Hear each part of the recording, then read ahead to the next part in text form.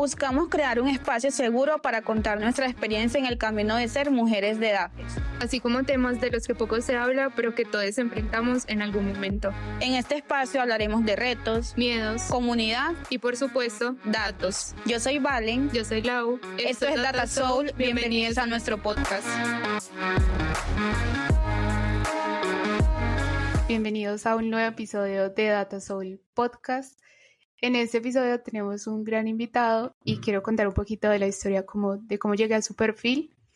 Y es que a veces buscando en X o en Twitter información, encontré a alguien que compartía un repositorio donde tenía como muchas herramientas para estudiar ciencia de datos.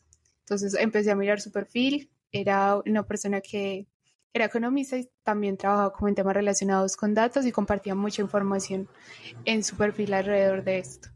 Tiempo después vi que había una transmisión en vivo en Datacamp, que esta plataforma ya la hemos mencionado muchas veces en el podcast, que es como la que nosotras utilizamos para empezar en este mundo de los datos.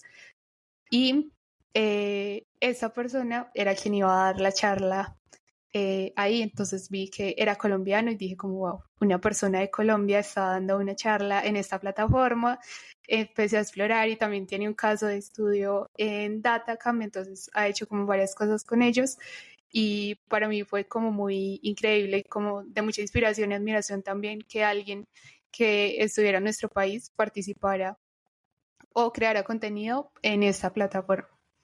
Entonces, acá tenemos a nuestro invitado, él es Camilo Martínez. Camilo, bienvenido. Hola, ¿cómo están? Muchas gracias por la invitación. Hola Camilo, bienvenido a este podcast. Nuevamente gracias por aceptar la invitación. Para nosotras es un gran honor tenerte acá y tener también como a tu comunidad, las personas que siguen y que obviamente han aprendido un montón contigo.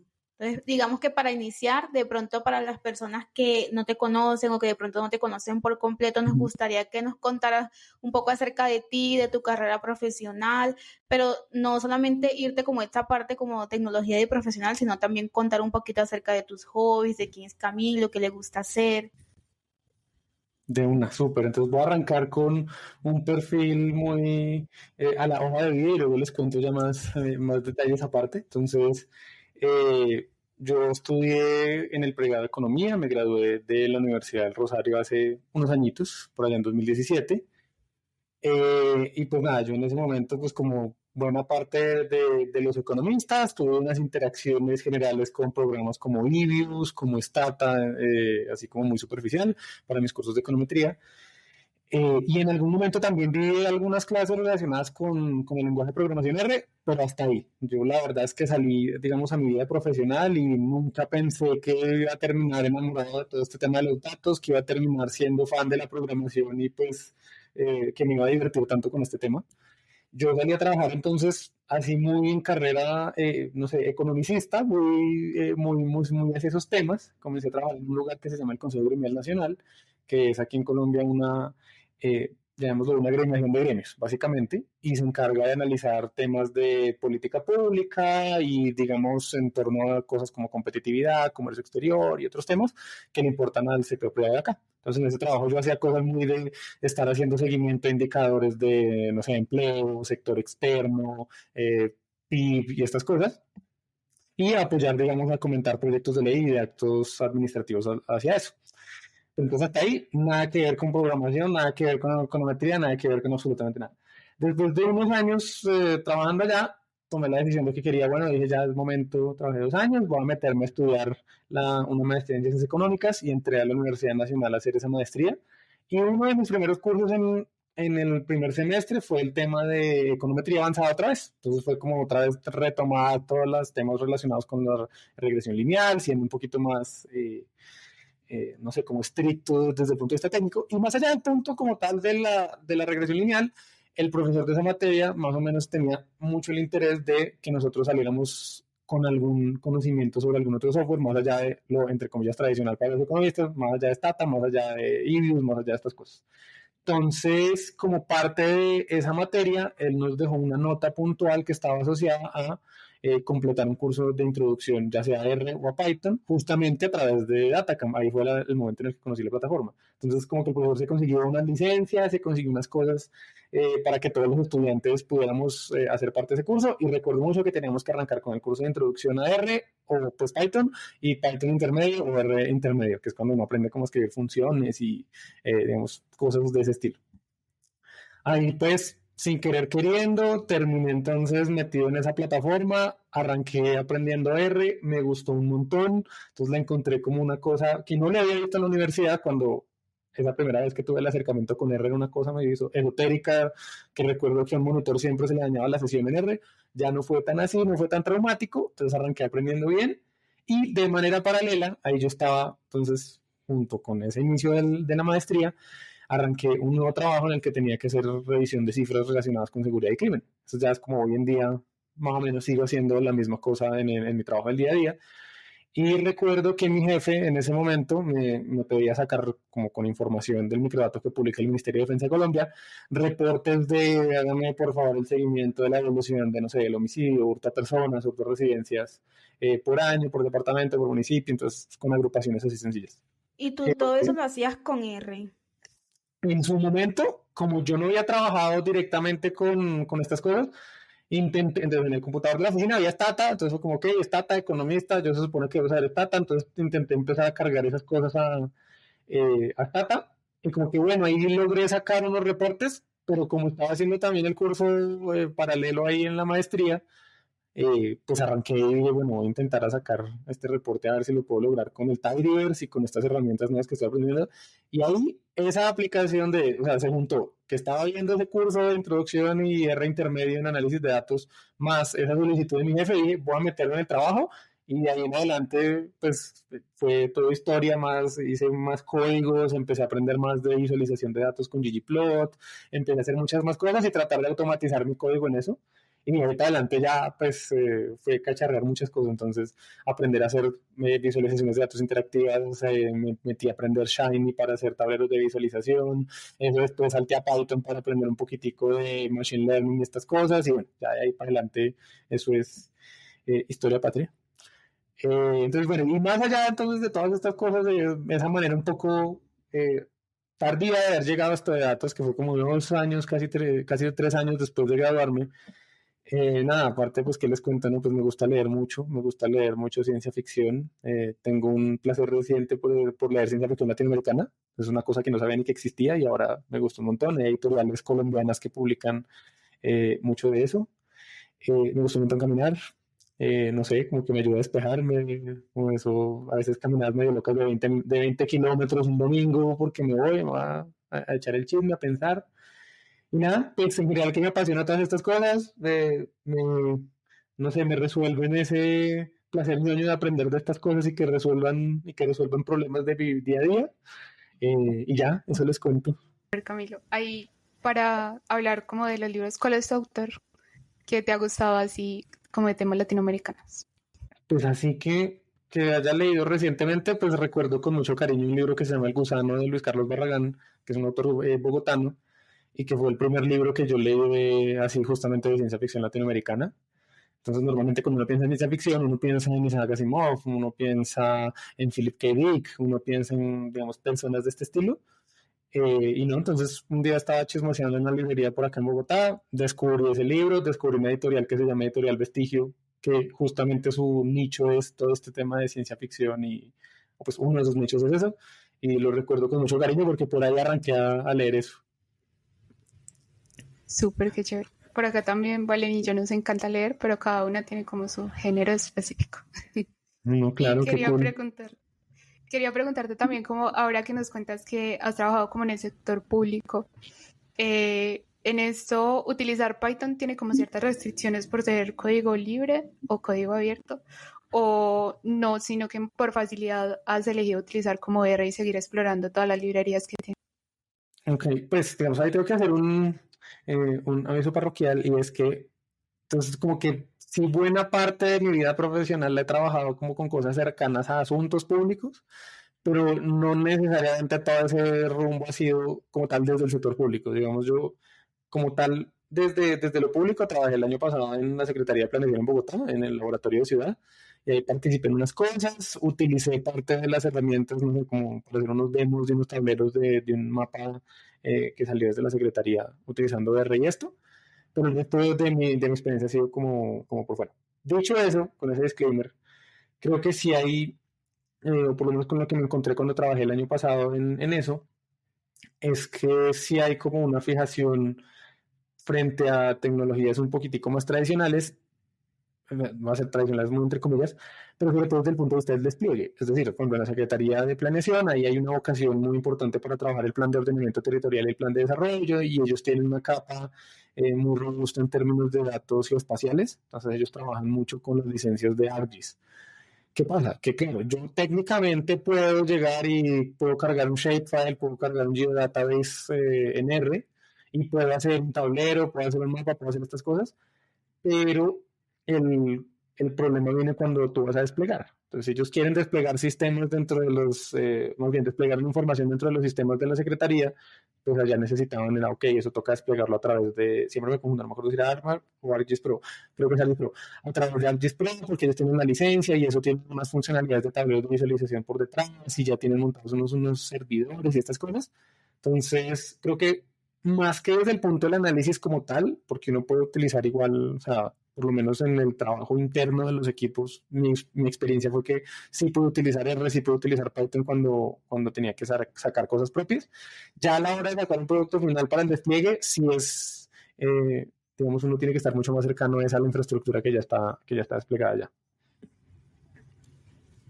Y una pregunta, tú mencionaste que estudiaste economía, no sé si en algún momento en la universidad, tú te graduaste en el 2017, ¿cierto? En la universidad en algún momento te hablaron acerca como de esa línea de data science, o solamente fue cuando hiciste la maestría, y cómo te sentiste cuando te diste cuenta como que esa línea de data science involucraba algo que se llamaba programación, que te tocaba como empezar a estudiar como esas cosas que es más como de las personas, pues en ese momento se mencionaba que eran las personas que estaban en informática.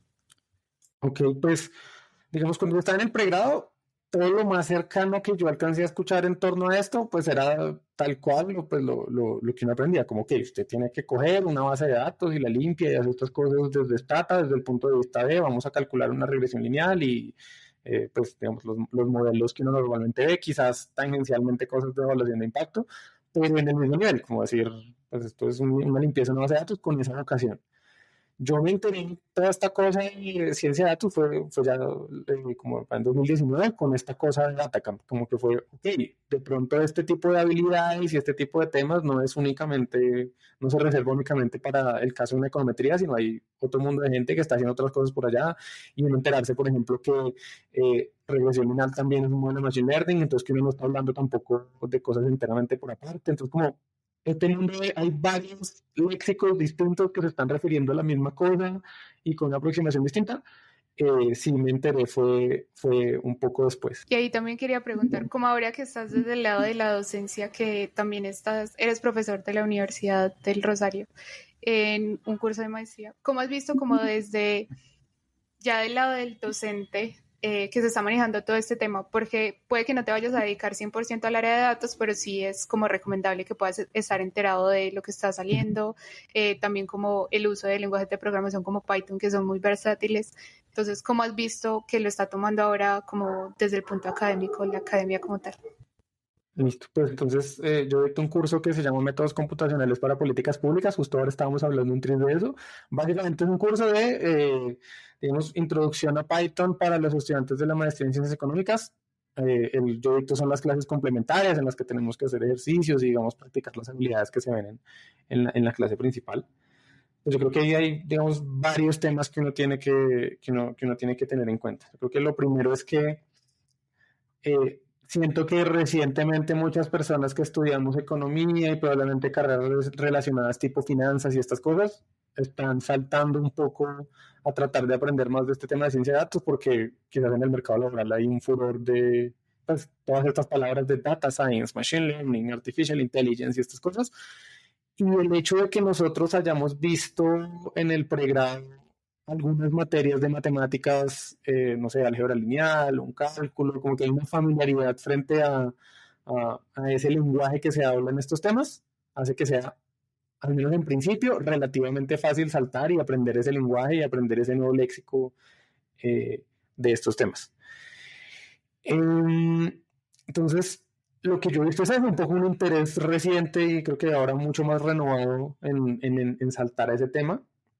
Lo otro también es que creo que como no todas las personas que estudian economía se quieren dedicar a la academia, de repente no a todas les interesa pues el dominio único de Stata. Es decir, en mi opinión, yo creo que Stata no es una tecnología que esté ya, digamos, ni de salida, ni que estemos diciendo que ya es una cosa completamente obsoleta, ni nada por el estilo, sino más bien, pues digamos, sigue siendo un nicho muy fuerte en ciertas entidades del sector público y en academia, pero digamos, si uno no tiene esa vocación específica o un trabajo que le exija específicamente Stata, pues hay muchas personas que dicen, ok, quiero aprender a hacer estas mismas cosas, con la ventaja de que no me tengo que pagar licencia. Entonces, lo he visto un poco así, un interés renovado en ese estilo. En las clases de introducción, pues vemos así cosas muy puntuales de, imagínense tal cual estos cursos de Datacamp, vamos a aprender qué es una variable, cómo se escribe una función, cómo se trabaja en el entorno de trabajo con estos lenguajes de programación. Lo único es que creo que si bien sí es relativamente fácil esa primera aproximación porque ya hemos visto cosas de matemáticas, creo que llega un punto donde uno dice, ok, me toca hacer un alto en el camino, me toca hacer una pausa, porque en este tipo de cosas sí hay conocimientos de ciencias de la computación que no necesariamente se aprenden como por inercia solamente por haber visto matemáticas. Entonces creo que ahí hay una oportunidad de cómo mejorar o de cómo profundizar lo que uno ve en este tipo de cursos, sobre todo viniendo de la economía. Sí, es que es curioso porque lo que tú mencionabas, yo siento que la ciencia de datos como que vino a unir una cantidad de carreras, porque también incluye mucho de ingeniería, también incluye mucho de informática, de economía, de finanzas, entonces como que es la unión de varias carreras, pero también eso es como lo más, me parece a mí como lo más valioso ahorita porque quiere decir como que cualquier persona que haya estudiado como ese tipo de cosas o que se quiera enfocar en ese tipo de cosas va a tener la oportunidad de hacer como parte de la ciencia de datos. Incluso cualquier persona, la verdad, porque hemos visto que hay científicos de datos que son químicos, que son biólogos, que son psicólogos, entonces realmente eso es como lo chévere de la ciencia de datos. Pero también me resultaba como curioso saber cómo había sido para ti como enfrentarte a... Porque lo primero que uno siente cuando uno va a empezar como a hacer esto de ciencia de datos es como, me va a tocar programar. Por ejemplo, a mí me pasó así, yo estudié ingeniería en telecomunicaciones, programábamos mucho con MATLAB, a veces con Python, la verdad no me gustaba Python en su momento, y yo supuestamente vi la ciencia de datos porque yo decía, y no voy a tener que programar mucho. Y a la final no fui ni científica, sino que fui ingeniera, entonces programo un montón. Pero es ese tema, y creo que también es muy importante no solamente como qué tan fuerte eres tú programando y haciendo como el mejor código optimizado, sino la lógica de programación, que yo creo que lo he repetido muchísimo en este podcast, es la lógica de programación, realmente lo que importa. Entonces, también te quería preguntar como, ¿qué te motivó, digamos, a dar como ese sí o como ese paso en la academia? O sea, o estar como de pronto en los dos mundos. O sea, ¿cómo has sentido la academia? ¿Si has sentido que has impactado a las personas? Ok, pues digamos, yo creo que toda mi vida me ha gustado mucho enseñar. En la universidad fui monitor de un par de clases y también de manera particular una vez empecé a aprender más de estas cosas, pues he dictado mis clases particulares, lo mismo introducción a R y a Python, temas de visualizaciones de datos con ggplot, que pues la visualización de datos también es un tema full que me apasiona y que tal como dices, pues tiene componentes de programación, pero también tiene otros componentes de otros lados, como pegado al diseño, pegado a comunicación, pegado a otros asuntos. Entonces, no, como que en general siempre me ha gustado mucho todo el tema relacionado con la enseñanza, además porque siento que tengo un mejor entendimiento de lo que trabajo en el día a día cuando lo explico. O sea, para mí sí es fundamental como toda esta cosa de dialogar y explicarles en que ahí las piezas encajan mejor en mi cabeza. Entonces sí, creo que digamos ese es como un motivante. Lo otro también que creo que fue importante para esa decisión y es también parte de la razón por la que tengo un blog ahí digamos, en mi página web personal sobre ciencia de datos, así ya hace rato no publiqué, lo tengo medio abandonado, pero el punto también es que creo que sí hay una barrera de entrada frente a estos temas, sobre todo para, digamos, un país que habla primordialmente español y que en estos temas se suele hablar completamente en inglés, entonces hay una barrera de entrada de, ok, además del tema de que me toque programar, pues me toca también hablar inglés para poder estar, digamos, en contacto con la gente que sabe esto. Entonces, el otro pedazo fue, ok, me gusta también entonces tratar de compartir esto, llevarlo a más audiencia y como reducir al menos un poquito esa barrera de entrada, que fuera, ok, no te toca ya saber inglés C2 para entender todas las preguntas en Stack Overflow o en tutoriales de YouTube o en el mismo Datacamp, sino pues veamos esto un poquito más amigable. Sí, de acuerdo. Y también he visto como que estas plataformas, sobre todo Datacamp, le están metiendo mucho como a la creación de contenido de estos cursos a español. Hace un tiempo estuvimos como en una sesión con ellos donde nos mencionaban, y también me han salido como varios anuncios en YouTube, como que ya están personas anunciando en español que todo este contenido va a estar como traducido, que igual todos los videos de los cursos también van a estar ahí. Entonces es muy chévere como que también se esté abriendo a esa habla hispana, las personas que queramos aprender sobre ciencia de datos, pero que podamos tener como acceso a contenido y de buena calidad, porque uno a veces encuentra como muchas cosas que son introductorias, pero no como temas avanzados. Ya si quieres ver algo avanzado, ya sí toca ir como a buscar en documentación oficial, que todo está en inglés, o libros o demás, pero todo está en inglés. Entonces hay como esa barrera del idioma también para aquellas personas que apenas están iniciando o que están haciendo como su transición y que no manejan todavía, no tienen todavía como ese dominio del idioma. Total, creo que justo hoy vi un correo que decía que ya estaba listo una beta de Datacamp para tener acceso a algunos cursos en español. Te quería preguntar, ¿cómo ha sido como tu acercamiento al idioma? Si lo hablaste desde muy pequeño, ¿cómo fue? Si más adelante, ¿cómo viste la necesidad de aprenderlo ya que estabas entrando a este mundo? ¿O cómo fue que iniciaste? Al idioma dices a inglés. Listo. Pues, digamos, la verdad, yo empecé a aprender desde muy chiquito. Mi mamá, digamos, ella en algún punto intentó aprender inglés en su juventud y como que fue una experiencia medio densa y al día de hoy como que lo hablo un poquito, pero desde que yo estaba muy chiquito mi mamá fue como súper obsesionada de, ok, usted va a aprender inglés. Entonces, cuando yo tenía por allá 4 años, me metió a una academia que ya ni debe existir y arranqué ahí como desde los 4 hasta los 9 años, me imagino, sí, por ahí 9 años, pues en el curso tradicional, pues en clase todos los sábados, sí, ejercicios de gramática, cosas por el estilo. En algún punto también hice una preparación para TOEFL, aunque nunca lo presenté.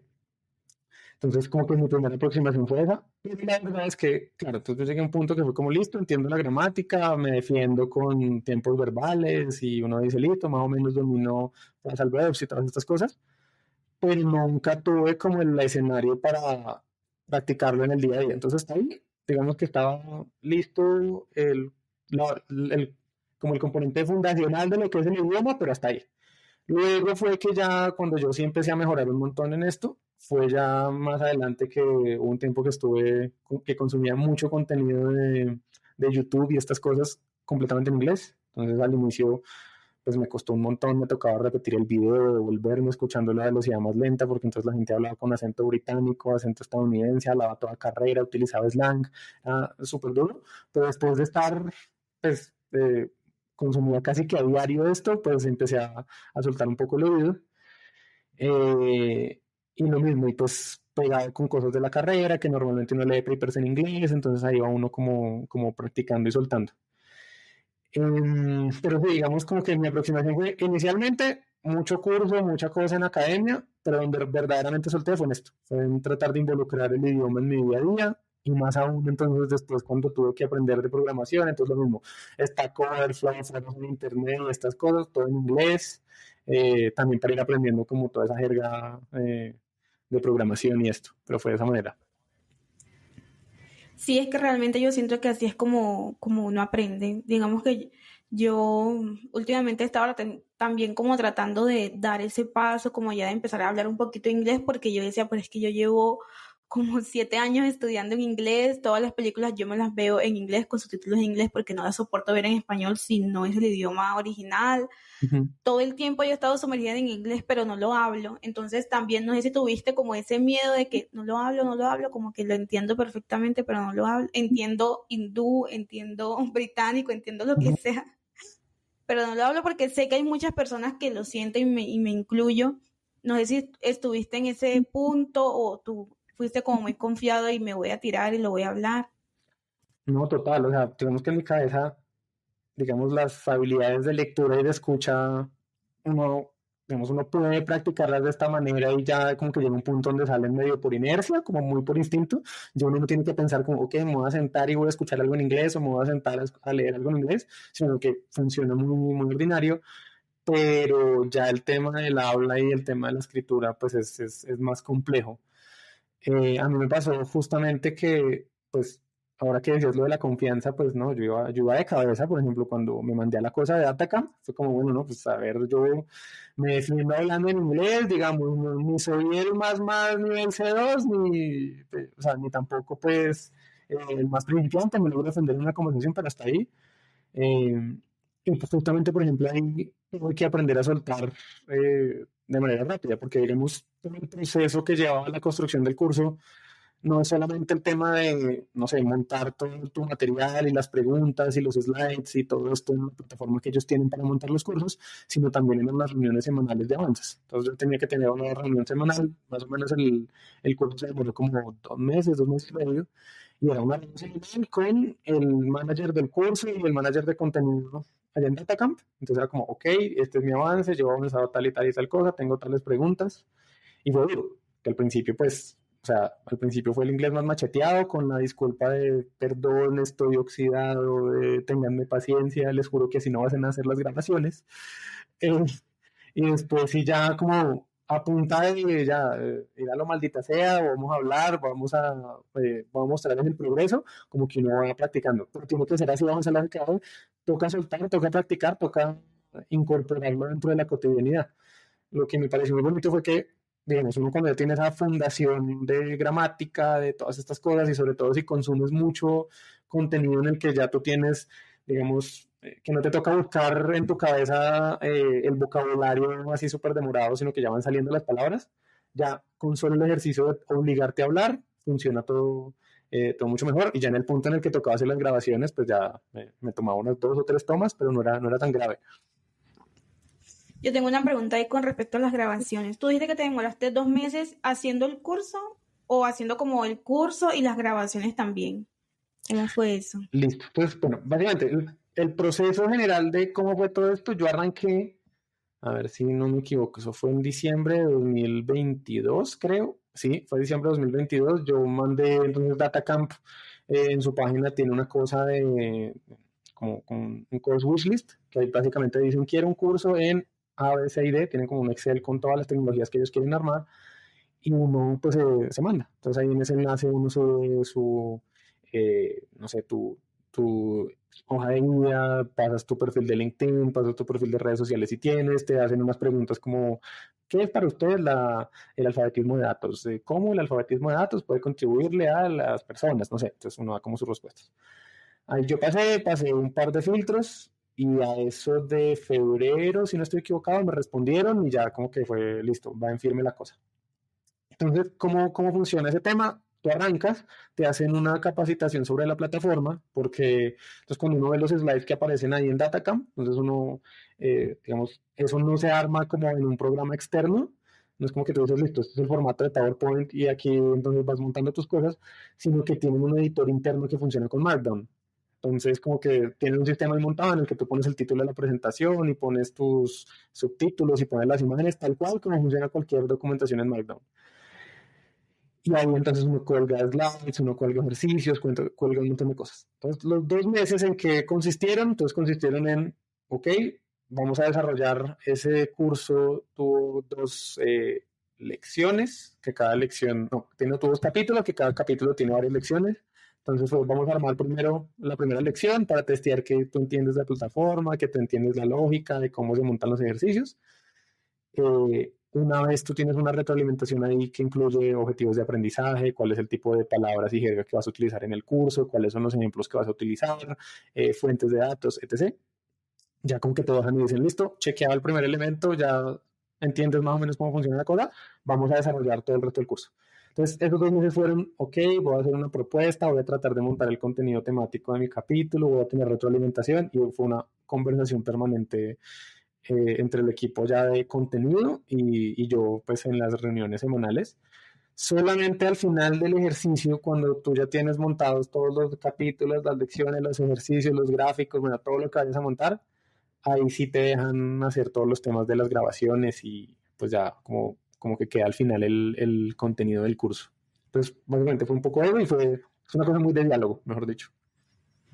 Ok, o sea, en el inicio no te piden de una vez como cuáles son los temas de los que vas a hablar, cómo está compuesto el curso que quieres dar, sino más como la idea principal o como qué es lo que te piden. En la propuesta, entonces, digamos, cuando yo llegué salía como, bueno, quiero un caso de estudio de Data Storytelling, listo, maravilloso. Entonces a uno le piden una cosa que dice como cuáles son en general los objetivos de aprendizaje, a qué perfil esto está orientado, si es un perfil muy, por ejemplo, de personas de dirección de una empresa, por ejemplo, que tengan que entender qué es la inteligencia artificial, o es un perfil muy técnico, o sea, tú estás programando en un Python o eres un principiante, como te piden describir el perfil, y un borrador general de la estructura del curso. Entonces ahí solamente con decir, monten un curso de Data Storytelling, yo me monté pues un outline del curso y ya. Pero ya eso tú lo desarrollas es a lo largo como tal, ya cuando estás dentro de la plataforma, con el diálogo con las personas y esto. Y pues eso igual tuvo varias modificaciones sobre la marcha. Uno a veces se llena de miedo cuando se va a postular como a presentar un curso en alguna plataforma, porque piensa como que ya tiene que ir con todo listo, cuando detrás hay todo un equipo que te va a estar apoyando y también como respaldando que lo que estés diciendo sí es correcto y que no vayas a empezar a inventar allá como en grabaciones o en el contenido que hagas. Entonces es como también una invitación para aquellas personas que quieran hacer algún proyecto de este tipo o que quieran como lanzarse de una a proponer un curso en una plataforma, que una vez es como que lo ve muy lejano y Total. Eso fue como lo que me sorprendió más, como el ver tu perfil, porque yo decía, como no, los profesores de Datacam son gente de súper tesa que está por allá lejos y acá en Colombia nadie está dando como cursos en la plataforma, y ya después ver como que alguien más cercano también está haciendo cosas en esta plataforma que muchos hemos utilizado para aprender de data, como que motiva mucho y es como ese empujón de lo peor que te puede pasar es que te digan que no y más adelante vas a poder presentarte o hacer otro curso o un blog o lo que sea por tu cuenta, pero es como ese de lánzate, que igual no sabes cuál va a ser el resultado. Total, esa fue más o menos la lógica. O sea, en algún punto yo vi la página esta de, creo, no me acuerdo si fue un tweet o en qué lado, yo vi pues la publicidad de Atacam de que estaban buscando instructores y la lógica fue, bueno, pues nada, me mandó de cabeza, en el peor de los casos pues ni me llaman y ya está. Pues le dediqué como 2 o 3 tardes a armar eso, con ayuda de forma de ChatGPT, como, ok, quiero decir esto, por favor ayúdame a presentarlo un poquito más bonito. Y ya, en el peor de los casos, pues ya tengo el no de entrada. En el mejor, pasa este tipo de cosas de que pues uno pueda participar en este tipo de espacios. Y lo segundo también es que yo siento que a veces cuando uno es entusiasta de estos temas, uno se mira con una vara demasiado exigente. Es decir, pues probablemente si a uno le gusta a uno le gusta leer sobre programación o estar aprendiendo nuevas técnicas de esto, pues uno está mirando gente que es mucho más crack que uno. Entonces uno dice, no, aquí está este tipo, esta señora que es la frontera en el machine learning, y mejor dicho, no, OpenAI come chitos al lado de esta persona, entiende cómo funciona el deep learning, o sea, una Y cosa... que uno dice, ellos por qué no lo están haciendo y yo lo voy a hacer, sí. Total, entonces uno dice, no, pero entonces este señor o esta señora tiene un recorrido de 20 años en la industria y entonces yo no he hecho nada de estas cosas, y súper válido, pues digamos, uno querer aspirar allá, y yo creo que eso es muy positivo en la medida que uno dice, que me tengo que exigir porque también me gustaría llegar a ese nivel de dominio del tema, pero también creo que uno también tiene que ser consciente que la única audiencia, o sea, uno no le está compitiendo en audiencia a ese tipo de personas. O sea, probablemente yo no le vaya a enseñar a los ingenieros de Google que están haciendo cosas loquísimas, que están entrenando Gemini.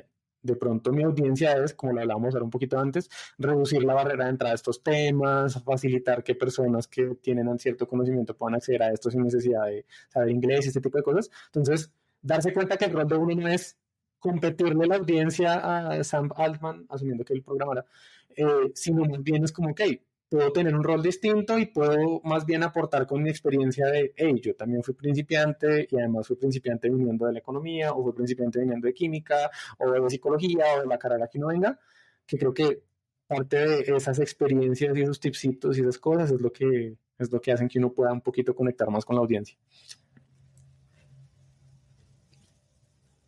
Sí, de acuerdo. Y que también eso no solamente le va a ayudar a las personas que te están escuchando, sino que también a ti a crecer, como lo hablábamos antes de si yo voy a hacer una publicación en un blog, si voy a dar una charla, que a nosotras nos ha pasado muchas veces, uno empieza a pulir muchos de estos conocimientos para poder transmitirlo y que para las personas que nos están escuchando sea como mucho más fácil. Entonces es enriquecedor de ambos lados, tanto de la persona como está viendo el contenido y de uno que lo está haciendo, que ahí también empieza como a ahondar un poco más en el tema y también como que fortalece mucho esos conocimientos. Total, yo siento además que, no sé, cuando uno aprende a hacer todas estas cosas, uno tiene un montón de conocimientos implícitos que no reconoce. O sea, digamos, frente al tipo de decisiones que uno toma o la lógica que uno toma para tomar una decisión de poner una variable acá, poner una función acá, o por ejemplo, me pasa por ejemplo, con el tema de los gráficos, que me doy cuenta cuando explico cosas de ggplot, que sí tengo un orden en mi cabeza de, ok, arranco con tal cosa, arranco de tal manera, tengo un orden específico en el que coloco los elementos en la función de tema, y este tipo de cosas que uno se ve, o sea, uno los ve es cuando lo tiene que explicar, porque si no, uno como que en su cabeza es una cosa opaca de, no, pues arranqué, pasaron cosas de ideas que tuve y logré el resultado y punto. Entonces todo esto de compartir lo que uno sabe, contar qué es lo que uno está haciendo y pues digamos sobre todo contar esa experiencia y reconocer de nuevo que uno no le está predando la audiencia pues a la gente que está en la frontera del conocimiento, sino que uno puede aportar desde otro punto de vista, pues eso ayuda un montón a arrancar. Quería hacerte una pregunta más, ¿prefieres R o Python? Ok, pues voy a hacer respuesta tibia. ggplot lo he mencionado varias veces, pero es que lo siento, ggplot es espectacular para trabajar gráficos. Se me hace que, no sé, me gusta mucho y se me hace que tiene mucha lógica la manera como estructura todos los componentes, la idea de la gramática de los gráficos y separar todo en capas, tema, geometrías y pues como aesthetics es que se llama, pues me gusta mucho y ya en este punto, pues así como cuando arranco a hacer tus gráficos semanales, ya me fluye un montón. Pero para temas ya como tal de Machine Learning, que con toda la transparencia del caso, no lo he trabajado tanto ni, pues digamos, ni lo he involucrado tanto en mi día a día, igual siento que es un poquito más cómodo y más intuitivo trabajar con Scikit-Learn porque, digamos, involucra exactamente la misma arquitectura. Desde yo cojo, saco un predictor, hago predict, luego hago fit y ya. No, hago fit, luego predict, ahí sí. Creo que esa lógica que sea transversal para todo tipo de modelos se me hace muy chévere y creo que no hay cosa comparable todavía en R. Entonces, para resumir, visualización de datos y como análisis de datos así sencillito, estadísticas descriptivas y eso, prefiero R. Para estos temas de Machine Learning y en general esto, pues sí, prefiero Python. Súper, vale, ¿qué? ¿Prefiere Python? Python. Creo. No, Sí. no, yo R lo vi porque me tocó un momentico en la universidad que nos dijeron programen con 3 diferentes, programen R y ya. Es que no sé, no puedo. Yo creo que eres la primera persona que dice que le gusta R en este podcast, creo. Okay. Pero está bien, está bien. No, yo creo que pues, el amor por el tidyverse tiene mucha lógica en mi cabeza. Sí, creo que va muy afín como con la carrera que uno escoge, sí. Porque si tú le preguntas, por ejemplo, no sé, a alguien de software que pasó a ser ingeniero de datos o científico de datos, no va a elegir R, yo creo que nunca. Total. No, y hay muchas cosas, por ejemplo, no me gusta de R, que es medio enredado trabajar con ambientes de trabajo, entonces, no sé, cuando uno trabaja con Conda, con PIP, súper fácil uno replicar sin hacer contenedores y estas cosas, como que uno puede llegar a un nivel de puedo pasar mi ambiente de trabajo de computador a computador relativamente fácil. En R siento que es un poco más fregado. El hecho, por ejemplo, de que todas las funciones de los servidores de lenguaje de R básicamente me ha funcionado es en RStudio. Hace poquito arranqué a cacharrear con un editor de texto en la terminal que se llama Neovim y para Python maravilloso, para, no sé, Go y el resto del lenguaje es maravilloso, en R no funciona nada. Entonces como que ahí tiene cositas. Por ahí también he visto que has explorado Go. No sé si lo has visto más como para temas de data o cosas más generales. ¿Y cómo te ha parecido? Pues estoy o sea, en párvulos, mejor dicho. Entonces, Go tiene una cosa que se llama el Tour de Go en su página principal, que me parece súper chévere, que es, imagínense tal cual la Datacamp, una descripción a la izquierda, una celda de código ejecutable a la derecha y uno puede pues ahí cacharrar con el código. Eso es Tour of Go. Entonces uno no tiene ni siquiera que instalarlo para decir, ¿será que le doy el chance a esta cosa para ver si me gustaría, no? Entonces estoy cacharreando con eso, apenas estoy otra vez en tipos de variables, tipos de estructuras de datos, funciones y bueno, todas estas cosas. Y arranqué porque, pues no sé, de un tiempo para acá empecé a ver un montón de canales de YouTube relacionados con estos temas. Hay uno que se llama The Primagen, que es un tipo que era desarrollador de software en Netflix y todo el tiempo hablaba como de lenguajes tipo Rust y Go, hasta que dije un día, bueno, pues qué madre, vamos a ver si, vamos a cacharrear. No, pues está chévere, me gusta ver la manera en que otros lenguajes de programación resuelven ciertas cosas. Entonces, por ejemplo, me pareció interesante que Go no tiene en estricto sentido clases, sino que tiene, digamos, tipos y tiene una cosa que se llama structs y, digamos, ahí tiene sus cosas chéveres. Y me gusta también explorar que normalmente cuando uno piensa en R o en Python, pues estos lenguajes son menos estrictos sobre el tipo de cada variable. Entonces, no sé, uno puede coger una variable X y en cualquier caso eso lo arranco como un string y luego lo cambio a ser un integer y luego lo cambio a ser un booleano y lo que sea. Go es mucho más estricto en eso y por lo menos de mi aproximación súper inicial, súper principiante, súper probablemente esté equivocado, pero me parece chévere que cuando tú defines que una variable tiene que ser de un tipo específico, eso te ahorra después un montón de dolores de cabeza de pruebas cuando tienes que hacer funciones. Entonces, si uno está escribiendo una función en Python o uno está escribiendo una función en R, uno dice, ok, entonces tengo que recibir este tipo de datos, pero entonces tengo que hacer unos asserts diciendo, por favor verifique que esto sea un string, por favor verifique que esto sea un string válido, por favor verifique que si es un string entonces tenga tanta longitud, lo que sea. En este lenguaje, como tú ya tienes que definir el tipo de dato que es cada variable, pues ese test viene ya por defecto. Es como, no, pues si no me das el valor que es, pues si no, tengo otro error. Entonces, eso me ha parecido súper chévere. Y ya para cerrar, quería preguntarte cuáles son esas cosas que resaltas de tu experiencia en Datacamp, como de haber creado el curso, de haberte como lanzado de una y que tuviera este resultado, de ahora poder brindarle como conocimiento, compartir conocimiento con otras personas desde esta plataforma que ha sido tan grande y como un gran referente para aquellos que estamos aprendiendo sobre datos. Pues yo diría lo primero, reiterando lo de atrás, yo creo que uno tiene que mandarse. O sea, el no ya lo tiene uno de entrada. En el peor de los casos hay anécdota, uno dice, bueno, me presenté, ya no quedé. En el mejor de los casos hay una anécdota mejor.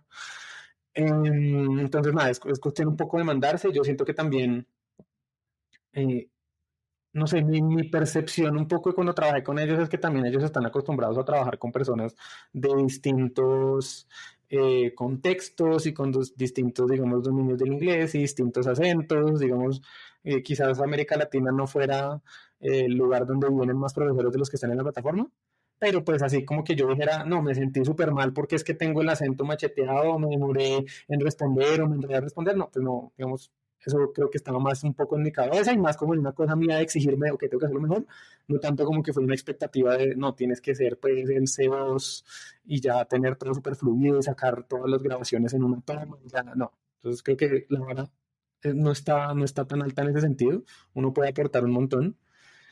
Y nada, yo creo que a veces uno tiene un montón de conocimientos que uno no cree que son lo suficientemente chéveres, lo suficientemente importantes, otra vez porque uno se compara con las personas que están en la frontera del conocimiento en ciertos temas y uno sí tiene maneras para aportar en este sentido. ya sea, o sea, desde el mismo hecho de estar hablando otro idioma, de ver la diferencia, por ejemplo, en el ecosistema de gente de ciencia de datos, que creo que es mucho más robusto en el mundo angloparlante que acá. Hay muchas cosas en las que uno puede aportar, entonces nada, como de cabeza.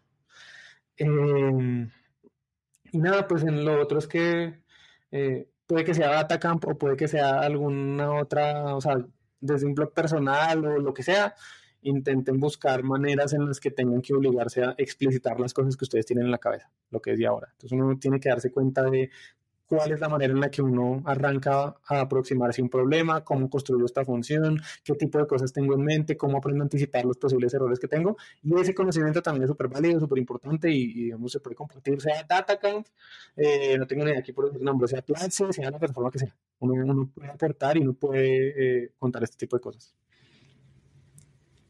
Muchas gracias, Camilo, de verdad, por esos consejos. Estoy segura que muchos de los que nos escuchan los van a seguir, los van a tener en cuenta. Estoy segura que eres inspiración como para muchos y ojalá de las personas que nos escuchen de este episodio salgan muchos más instructores de esas plataformas. Nuevamente, gracias por... Dime. O que montemos una de acá, en español.